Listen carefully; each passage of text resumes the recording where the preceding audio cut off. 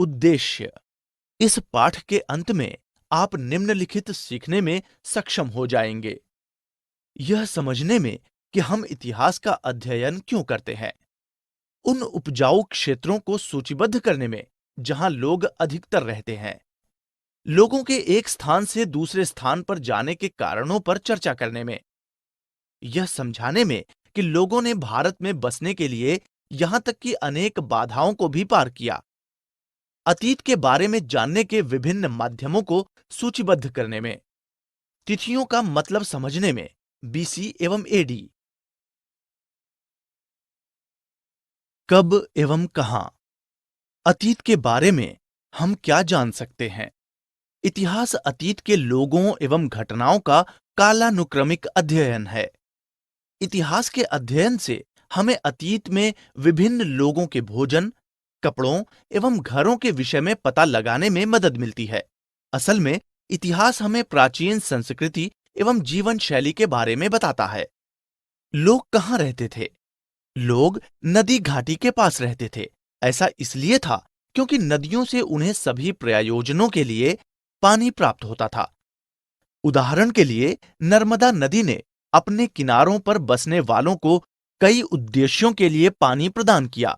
ऐसे क्षेत्रों में जंगलों एवं जानवरों के रूप में संसाधनों की विशाल संपत्ति थी।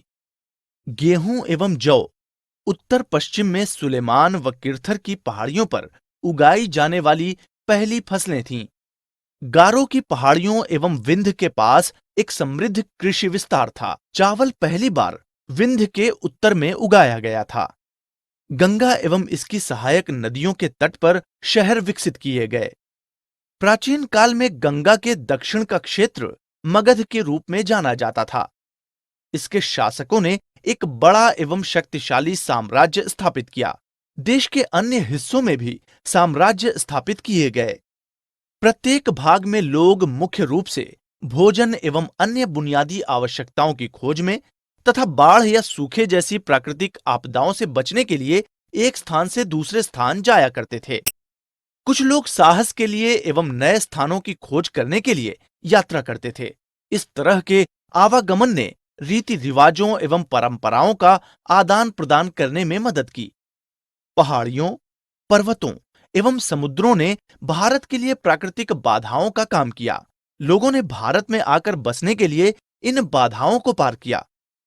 इसके कारण विभिन्न रीति रिवाजों एवं परंपराओं को मानने वाले लोग एक ही स्थान पर रहने लगे। कैसे?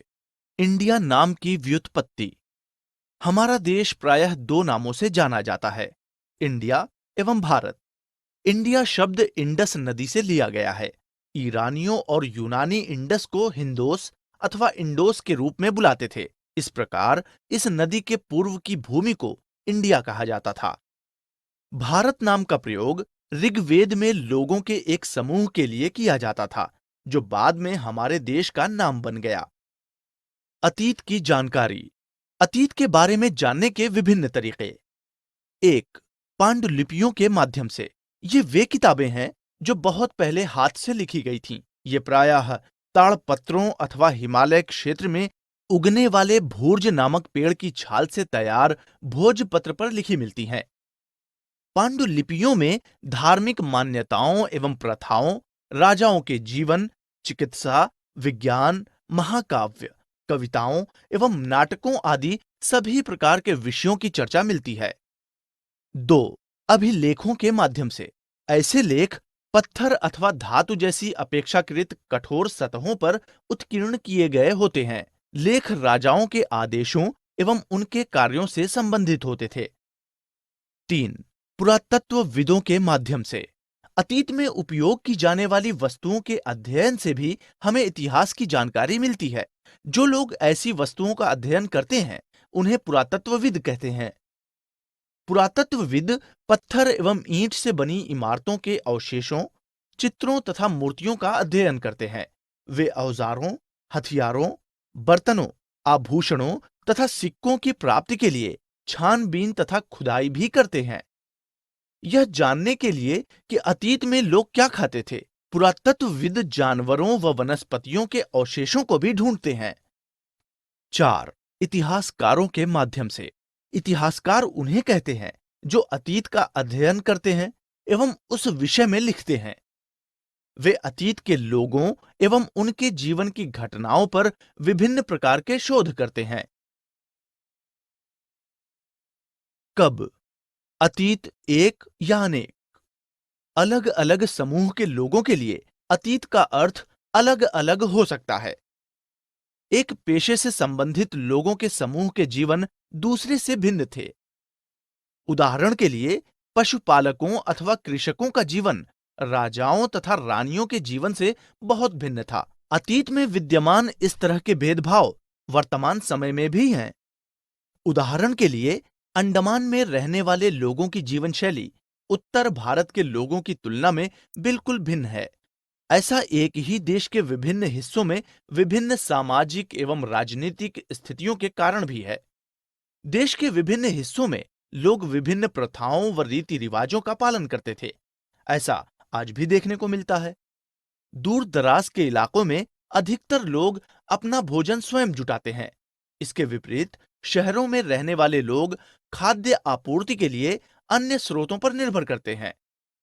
उस समय के शासक अपने जीवन एवं युद्ध में अपनी जीत का लेखा जोखा रखते थे, परंतु शिकारी, मछुआरे, संग्राहक, कृषक तथा पशुपालक जैसे आमजन प्रायः अपने कार्यों का लेखा जोखा नहीं रखते थे। पुरातत्व की सहायता से हमें उनके जीवन को जानने में मदद मिलती है, यद्यपि अब भी इनके बारे में बहुत कुछ जानना शेष है। तिथियों का क्या मतलब है? जब आप 2018 के रूप में वर्ष का उल्लेख करते हैं, तो इसका अर्थ है ईसाई धर्म प्रवर्तक ईसा मसीह के जन्म के 2018 साल बाद ईसा मसीह का जन्म पहली तारीख के रूप में चिन्हित है। उसी तिथि से सभी वर्षों की गणना की जाती है।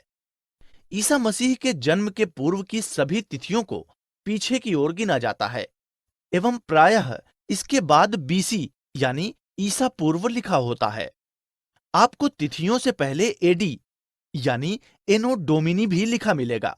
एडी का मतलब है भगवान यानी ईसा मसीह के वर्ष में, तो 2018 को एडी 2018 के रूप में भी लिखा जा सकता है।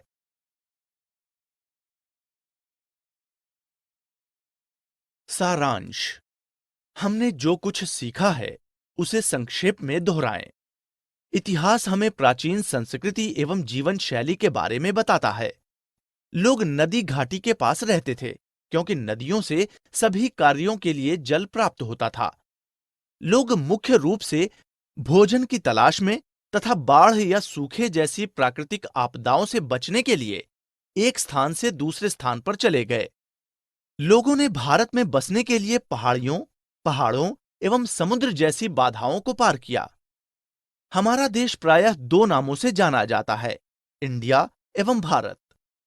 अतीत के बारे में जानने के विभिन्न तरीके हैं, पांडुलिपियों, अभिलेखों, पुरातत्वविदों एवं इतिहासकारों के माध्यम से। लोगों ने अतीत में देश के विभिन्न हिस्सों में विभिन्न प्रथाओं एवं रीति रिवाजों का पालन किया।